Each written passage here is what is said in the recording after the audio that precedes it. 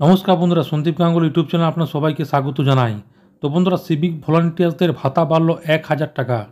বাংলার আরও গুরুত্বপূর্ণ কর্মীদের জন্য কল্পতরু মমতা বন্দ্যোপাধ্যায়। তো বন্ধুরা, সিভিক ভলান্টিয়ার্স বাদ দিয়ে আর কোন কর্মচারীদের বেতন বাড়ানো হলো? তো বন্ধুরা, আজকে সেই নিয়ে সব কিছু বিস্তারে জানাবো। তো বন্ধুরা, সেই জন্য ভিডিওটি প্রথম থেকে শেষ পর্যন্ত অবশ্যই দেবেন। আর যদি বন্ধুরা চ্যানেলটি নতুন হয়ে থাকে তো বন্ধু চ্যানেলটি অবশ্যই সাবস্ক্রাইব করবেন, যাবতীয় কিন্তু লেটেস্ট নিউজ পাওয়ার জন্য। তো বন্ধুরা, সিভিক ভলান্টিয়ার্সদের জন্য রাজ্য বাজেটে বড় ঘোষণা মমতা বন্দ্যোপাধ্যায় সরকারের। এক ধাক্কায় ভাতা বাড়ল ১,০০০ টাকা।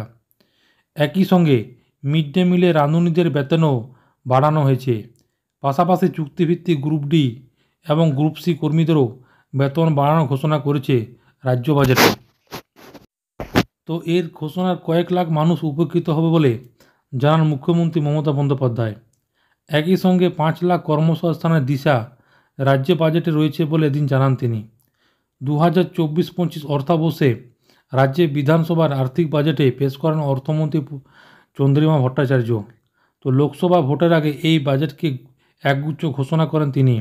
ঘোষণা করায় বেশ কিছু নতুন প্রকল্পের পাশাপাশি ভাতা বাড়ানোর ঘোষণাও করেন। সেই মতো সিভিক ভলান্টিয়ার্সদের ভাতায় এক ধাক্কায় ১,০০০ টাকা টাকা করা হলো।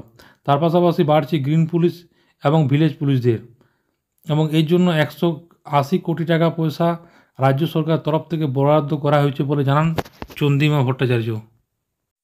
তার পাশাপাশি একই সঙ্গে পুলিশের চাকরির সুযোগ বাড়ানো হয়েছে। আগে ১০% সিভিক ভলান্টিয়ার্সদের চাকরি ছিল এবং ভিলেজ পুলিশরা রাজ্য পুলিশের কাজে সুযোগ পেত, এখন তা বাড়িয়ে ২০% করা হলো।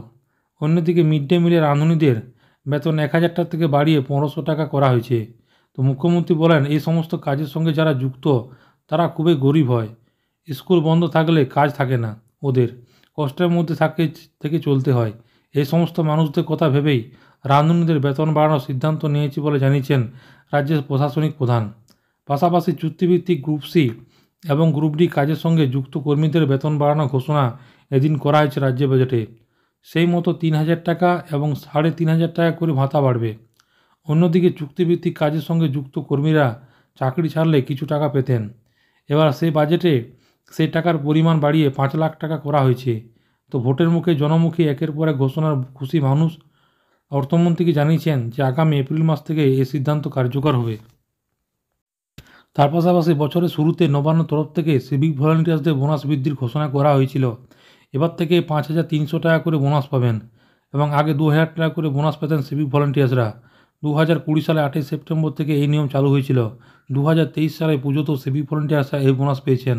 চলতি বছর থেকে এই বোনাস অঙ্ক বৃদ্ধি করা হয়েছে। যারা পুজো ২,০০০ টাকা বোনাস পেয়েছেন তারা ২০২২-২৩ অর্থাবর্ষে আরও ৩,৩০০ টাকা করে অতিরিক্ত বোনাস পেয়ে যাবেন। তারপরে ভাতা বৃদ্ধি করা হলো। তো এই মুহূর্তে রাজ্যে ২ লক্ষ সিভিক ভলান্টিয়ার্স রয়েছেন এবং পুলিশকে সহায়তা কাজ করেন, তাদের জন্য এই বার্তা। তো বন্ধুরা, এটা যে ছোট্ট একটি আপডেট, ভিডিওটি ভালো লাগে এবং চ্যানেলটি অবশ্যই সাবস্ক্রাইব করুন। মনে যদি বন্ধুরা কোনো কোয়েশ্চেন থাকে তো বন্ধুরা কমেন্ট বক্সে কমেন্ট করতে পারেন, নিশ্চয়ই সাহায্য করার চেষ্টা করবো। পরবর্তীকালে নতুন কোনো ভিডিও দেখাবে, ততক্ষণ বন্ধু সব ভালো থাকবেন, সুস্থ সাবধান থাকবেন। সবাই অসংখ্য ধন্যবাদ।